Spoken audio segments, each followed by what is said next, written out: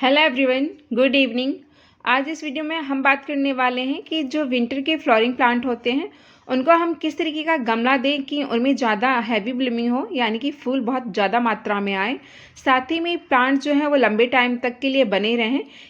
तो यहाँ पे मैंने 3 तरह के गमले लिए हुए हैं, जैसे कि फर्स्ट हो गया सीमेंट का गमला, और दूसरा हो गया हमारा इस तरीके से प्लास्टिक का पॉट, और तीसरा हो गया मिट्टी का गमला। ये तीनों हमें आसानी से देखने को मिल जाते हैं लगभग।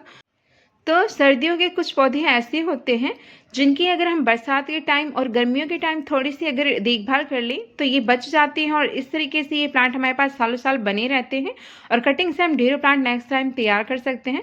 तो यहाँ पे देखिए, मिट्टी के और प्लास्टिक के और सीमेंट पॉट के ऊपर जितना भी मैंने सीखा है वो सारा मैं इस वीडियो में बताने की कोशिश करूँगी।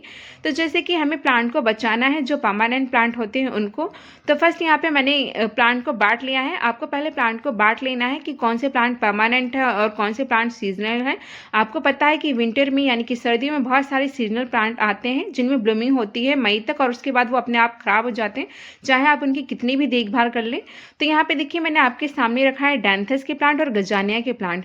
ये दोनों ही प्लांट ऐसे हैं जिनकी अगर हम गर्मी के टाइम थोड़ी सी देखभाल कर लें और बरसात के टाइम बारिश के पानी से बचा लें तो ये प्लांट बच जाते हैं। और इस तरीके से नेक्स्ट टाइम जब आपके पास ये दोनों प्लांट पहले से ही होंगे तो आप इनकी अगस्त में और सितंबर में कटिंग लगा के ढेरों प्लांट तैयार कर सकते हैं। फ्री में ढेर सारे प्लांट तैयार हो जाएंगे एक ही कलर के, और जो कलर आपके पास होंगे, और आपको नए प्लांट ऐड नहीं करने पड़ेंगे।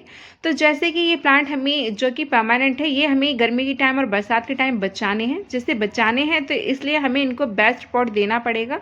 तो जो एक्सपीरियंस, जिनको गार्डनिंग में एक्सपीरियंस हो जाता है, वो तो अगर प्लास्टिक का पॉट दे दें और सीमेंट का पॉट भी दे दें तो वो थोड़ी सी केयर करते हैं, तो बचा लेते हैं, क्योंकि उनको पहले से इन प्लांट का एक्सपीरियंस होता है। पर जो गार्डनिंग में नए हैं उनकी बात करी जा रही है। अगर उनको बचाना है और वो पहले गार्डनिंग अभी शुरुआत कर रहे हैं तो उनको पॉट देना है, जो वो मिट्टी का पॉट देना है। मिट्टी का पॉट इसलिए, यहाँ पे काफ़ी सारे इसके बेनिफिट है, वो साथ में बताऊंगी क्यों हमें मिट्टी का पॉट देना है और किस तरीके से हम प्लांट को जो कि बच जाते हैं आसानी से बचा सकते हैं मिट्टी का पॉट यूज़ करने पर। तो पहले हम बात करते हैं बरसात की, क्योंकि बरसात में हमें इन्हें बारिश के पानी से बचाना होता है। तो जो मिट्टी के गमले होते हैं इनमें पोर्स होते हैं, यानी कि छोटे छोटे से छेद होते हैं जिसके जरिए इवोपरेशन हो जाता है, यानी कि वाष्पीकरण आसानी से हो जाता है।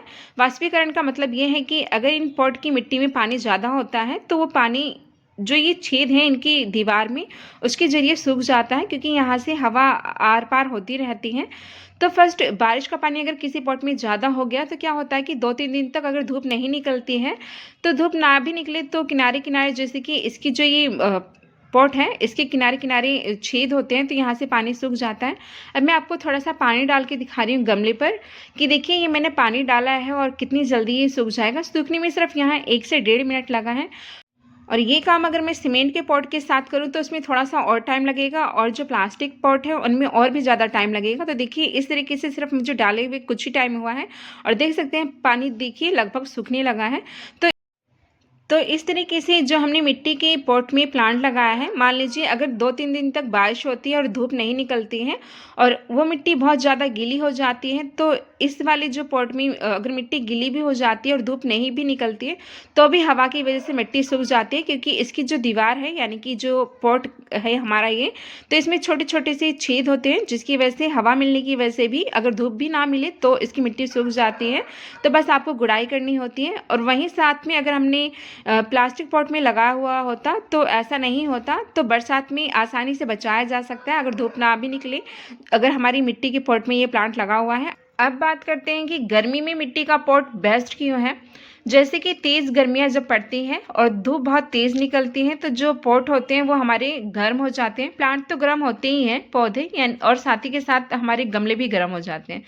तो मिट्टी के पॉट में ये फ़ायदा होता है कि जब हमारे गमले गर्म हो जाते हैं तो जैसे ही शाम होती है तो 2-3 घंटे के अंदर ही हमारे ये गमले ठंडे हो जाते हैं। ठंडे इसलिए होते हैं क्योंकि इसमें जो पोर्स होते हैं, यानी कि छेद होते हैं, उनके ज़रिए जब हवा आर पार जाती है तो गमले बहुत जल्दी से ठंडे हो जाते हैं, जो कि हमारे प्लास्टिक के पॉट में नहीं होता है। और सीमेंट के पॉट में होता है पर थोड़ा और ज़्यादा टाइम लग जाता है, क्योंकि उसमें इतना ज़्यादा पोर्स नहीं होते हैं। तो मिट्टी के पॉट में कहने का मतलब ये है कि जब जड़ें हमारी गर्म हो जाती हैं तो छेद होने की वजह से, पोर्स होने की वजह से, हवा मिलने की वजह से इसकी जो जड़ें होती हैं उनको वो गर्माहट नहीं मिलती जो बाकी प्लास्टिक के पॉट में और सीमेंट के पॉट में मिलती है।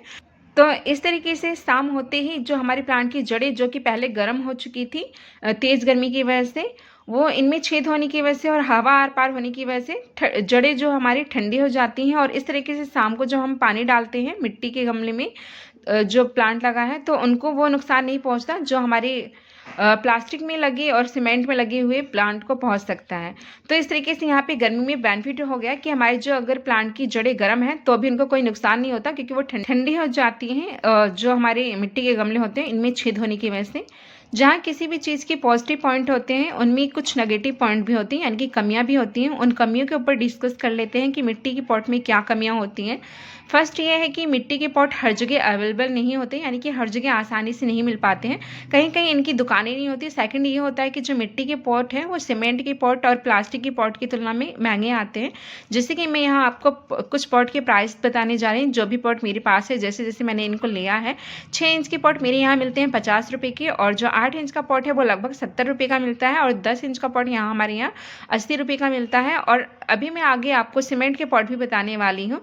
सीमेंट के पॉट जो हमारे 6 इंच के हैं वो हमारे यहाँ पे लगभग 35 या 30 रुपये के मिल जाते हैं, और 10 इंच का आपको आराम से 60 रुपये के अंदर मिल जाता है। तो इस तरीके से आप देख सकते हैं कि पॉट के अंदर भी आपको 10 से 15 रुपये से ज़्यादा का ही अंतर पड़ जा रहा है। तो एक तो ये हर जगह आसानी से मिलते नहीं हैं, और दूसरे ये काफ़ी महंगे भी होते हैं। तो बहुत सारे लोग कम बजट में गार्डनिंग करना चाहते हैं, तो उनके लिए जो मिट्टी का पॉट है वो बेस्ट नहीं होता। तो उसका एक ऑप्शन होता है सीमेंट का पॉट।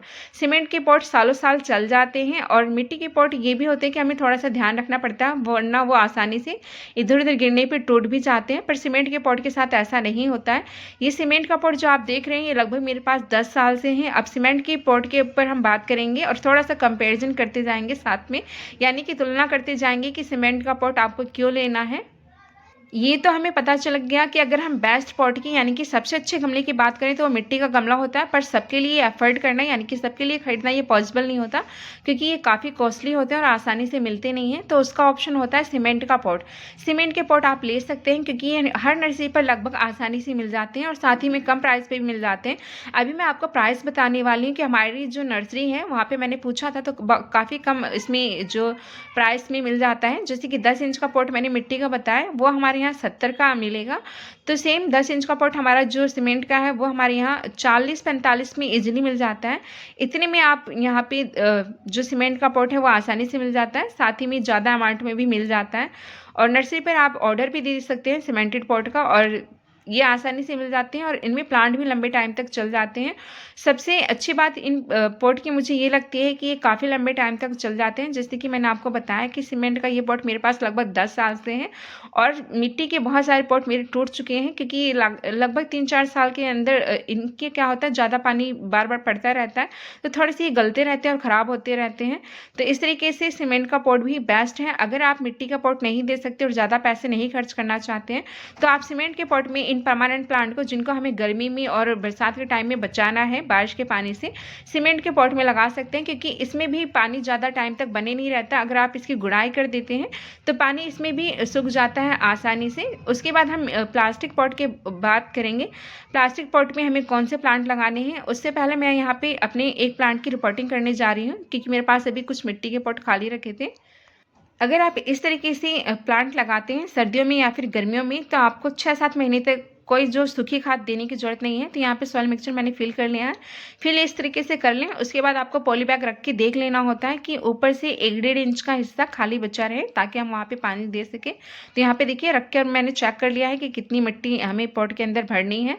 तो यहाँ पे जो सॉइल मिक्सचर मैंने बनाया है, 50% मैंने नॉर्मल गार्डन सॉइल ली है, और 30% मैंने इसमें डाला है वर्मी कंपोस्ट, और 20% रेत डाली है। और ये यहाँ पे देखिए मैं गुजानिया की रिपोर्टिंग करने वाली हूँ, और ये काम जो आपको करना है सुबह और शाम के टाइम करना है। अब पॉली बैग से आप इसको आसानी से निकाल लें। तो मैं यहाँ देखिए कट करके निकाल दे रही हूँ। तो इस तरीके से देखिए मैंने कट करके निकाल लिया है। अब आप चाहे तो इसको पूरा लगा दें इसी तरीके से, पर जैसे कि पॉट मेरा अभी ये बहुत बड़ा नहीं है, 8 इंच का ही पॉट था, तो हल्की हल्की मैं किनारे से मिट्टी निकाल दे रही हूँ, ताकि इसी में ग्रो होता रहे, लगभग 1 साल तो आसानी से चल जाए। और रूट इस तरीके से जब हम मिट्टी से निकाल देते हैं तो वो ज़्यादा जल्दी से फैलती हैं, जो नया सॉइल मिक्सचर होता है। तो इस तरीके से देखिए मैंने जो पौधा था उसको दिया है गमले में। अब मैं यहाँ किनारे किनारे कुछ कंपोस्ट डालने वाली हूँ। आपके पास जो भी कंपोस्ट हो, वर्मी कंपोस्ट है, गोबर की खाद है या सरसों खली है, आप उसको डाल सकते हैं। तो यहाँ मैंने देखिए कुछ सरसों खली ले लिए हैं, उनके टुकड़े, और इसको थोड़ा सा ऐसे क्रश कर दे रही हूँ। इनको छोटे छोटे पार्ट में इस तरीके से कर दूँगी। तो आपको इसको थोड़ा सा पीस लेना है इस तरीके से, और पीसने के बाद आप पॉट के साइज़ के हिसाब से 1 से 1.5 चम्मच इसमें डाल सकते हैं। जैसे 8 इंच का पॉट है तो यहाँ पे मैं लगभग देखिए 1.5 से 2 चम्मच सरसों खली किनारे किनारे डाल दे रही हूँ। और वर्मी कंपोस्ट अभी मेरे पास नहीं है, नहीं तो मैं हर बार जब रिपोर्टिंग करती हूँ वर्मी कंपोस्ट भी साथ में डाल देती हूँ और थोड़ी बहुत राख भी डाल देती हूँ। तो ऐसे में प्लांट को फर्टिलाइजर जो है वो धीरे धीरे मिलते रहते हैं। सॉइल में तो मैंने मिलाया ही है, साथ में किनारे किनारे से भी डाल दिया है। तो इस तरीके से अब मुझे 5-6 महीने सूखी खाद देने की जरूरत नहीं पड़ती, लिक्विड फर्टिलाइजर में ही काम चलता रहता है और बहुत हैवी ब्लूमिंग होती है। तो इस तरीके से जब भी आप रिपोर्टिंग करें, सॉइल मिक्सचर बनाने के बाद जड़ों के से थोड़ा दूर दूर मतलब सूखा हुआ फर्टिलाइजर भी डाल देंगे तो काफ़ी अच्छे से फूलों में प्लांट में ग्रोथ होती है और ब्लूमिंग भी काफ़ी हैवी होती है। तो इस तरीके से देखिए मैंने मिट्टी को फिल कर लिया है और अब आपको 1 से 1.5 इंच का एरिया ऊपर से छोड़ देना है ताकि आप पानी डाल सके इसमें अच्छे से। तो यहाँ पे देखिए आपको जिस तरीके के प्लांट जो होते हैं गजानिया वगैरह के, उनकी रिपोर्टिंग करते टाइम थोड़ा सा ध्यान रखना होता है कि जो नीचे का हिस्सा है जहाँ तक मिट्टी में था वहीं तक रखना है, उसको ज़्यादा कवर नहीं करना है मिट्टी से, वरना नीचे से वो गल जाते हैं। तो इस तरीके से देखिए मैंने कवर कर दिया है और ऊपर से पानी डाल देंगे। जो एक्स्ट्रा मिट्टी इनके बीच में गई है ना प्लांट के बीच में, वो भी निकल जाएगी। कभी कभी हम जब इस तरीके से रिपोर्टिंग करते हैं तो बीच बीच में मिट्टी जो चली जाती है वो हमें हटानी होती है। तो ऊपर से पत्तियों के ऊपर से आपको पानी डाल देना है इस तरीके से। रिपोर्टिंग करने के बाद आपको अब ऐसी जगह रखना है जहां इनको मॉर्निंग की 20-25 मिनट की अगर सनलाइट मिल जाती है, क्योंकि सर्दियों में जो हमारी सूरज की रोशनी होती है वो बहुत तेज़ नहीं होती, यानी कि गर्म नहीं होती। तो ऐसे में प्लांट को कोई फर्क नहीं पड़ता अगर आप तुरंत रिपोर्टिंग के बाद ही इनको 15-20 मिनट की सनलाइट देने लगे। उसके बाद 5-6 दिन बाद आप इसको पूरे दिन की सनलाइट में रख सकते हैं। जितनी ज़्यादा आप सनलाइट इनको देंगे उतनी ही ज़्यादा इनमें ब्लूमिंग होगी। तो नीचे अगर कोई पत्ती मिट्टी से टच हो रही है तो उसको हटा दें इस तरीके से। तो इस तरीके से मैंने रिपोर्टिंग कर दी है, क्योंकि मेरे पास ये मिट्टी का पॉट खाली था और ये इसमें ही अब लंबे टाइम तक बना रहेगा। बस आपको थोड़ी सी ही केयर करनी पड़ेगी। गर्मियों के टाइम और बरसात के टाइम ये प्लांट आपके पास बच जाएगा और आप इसकी नेक्स्ट टाइम ढेरों प्लांट तैयार कर सकते हैं। तो अब हम बात करेंगे हमारे इस प्लास्टिक के पॉट की। प्लास्टिक के पॉट आसानी से मिल जाते हैं, साथ ही में वेट में काफ़ी हल्के होते हैं। तो इनके बेनिफिट तो होते ही हैं, जहाँ नुकसान होते हैं उनके बेनिफिट भी काफ़ी सारे होते हैं, क्योंकि ये सस्ते मिल जाते हैं, साथ ही में इनको उठाना आसान होता है। जैसे कि सीमेंट के पॉट हैं, इनको उठाना थोड़ा सा मुश्किल होता है क्योंकि ये भारी होते हैं, पर चलते लंबे टाइम तक हैं, तो वो भी इसका बेनिफिट है। और इसमें भी पानी सूख जाता है आसानी से ही। पर यहाँ देखिए जो प्लास्टिक का पॉट है उसका नुकसान ये है कि इसमें नीचे यानी कि जो इसकी ये दीवार है, ये जो बाहर का हिस्सा है, इसमें कोई छेद नहीं होता। यानी कि अगर हम इसमें पानी डाल रहे हैं और पानी डालने के बाद बरसात के टाइम धूप नहीं निकल रही है तो छेद ना होने की वजह से इसमें प्लांट खराब हो जाते हैं। तो कहने का मतलब है आप अगर सर्दी के प्लांट को प्लास्टिक का पॉट दे रहे हैं तो उन प्लांट्स को दीजिए जो सीजनल प्लांट होते हैं, जो मई तक जाते जाते अपने आप ही खराब हो जाते हैं। जैसे कि पिटूनिया हो गया, डॉग फ्लावर हो गया और भी वर्बीना हो गया, ये सब प्लांट हैं। इनके आप चाहे कितनी भी केयर कर लें, क्योंकि सीजन के प्लांट ही होते हैं, अपने आप खराब हो जाते हैं। तो इस तरीके के प्लांट को आप प्लास्टिक का पॉट दे सकते हैं, क्योंकि ये इजिली चल जाते हैं मई तक इनमें और सस्ते मिलते ही हैं, साथ में आसानी से हर जगह मिल भी जाते हैं और इनको उठाना भी आसान होता है। तो आप 6 से 8 इंच के पॉट में लगा सकते हैं। तो अभी मैंने काफ़ी सारे जो सीजनल प्लांट हैं उन सभी को मैं हमेशा प्लास्टिक पॉट ही देती हूँ। तो कहने का मतलब ये है कि जिन प्लांट को आपको बचाना है, जैसे कि हमारे परमानेंट प्लांट हो गए, जो कि डैंथस हो गया, गजानिया हो गया, साल्विया हो गया, ऑर्नामेंटल केल हो गया, बेगोनिया हो गया, उन सभी को आप सीमेंट का पॉट दे सकते हैं और मिट्टी का पॉट दे सकते हैं। मिट्टी के पॉट अगर आप अवेलेबल नहीं कर सकते या आपके पास नहीं मिलते हैं और महंगे मिलते हैं, आप चाहते हैं कम बजट में हो जाए, तो आप सीमेंट के पॉट दे सकते हैं। और जो सीजनल प्लांट होते हैं उनको आप आसानी से यानी कि बेझिझक, क्योंकि वो हमें 5-6 महीने तक ही रखने होते हैं गार्डन में और इससे ज़्यादा वो सर्वाइव नहीं करते हैं, तो आप उनको आसानी से प्लास्टिक के पॉट में लगा सकते हैं। तो जितने भी मेरे सीजनल के प्लांट होते हैं उनको मैं हमेशा देखिए इस तरीके से प्लास्टिक पॉट में लगाती हूँ। जो परमानेंट होते हैं उनको कोशिश करती हूँ कि सीमेंट का पॉट दूँ या फिर मिट्टी का पॉट दूँ। तो ये सब आप करेंगे तो जो परमानेंट प्लांट हैं वो आने वाले टाइम में बहुत आसानी से बच जाते हैं। मिट्टी के पॉट में क्योंकि उनकी गर्मियों में जड़ें जो होती हैं ज़्यादा गर्म नहीं होती और बारिश के पानी में बारिश का पानी सूख जाता है, जो छेद होते हैं इस वजह से। तो इस तरीके से आप उनको मिट्टी का पॉट दें जो परमानेंट प्लांट है, और जो सीजनल प्लांट है आप उन्हें प्लास्टिक के पॉट आसानी से दे सकते हैं।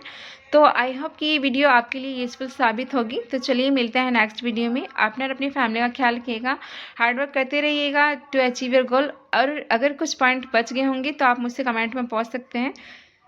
Thank you so much for watching this video. Bye.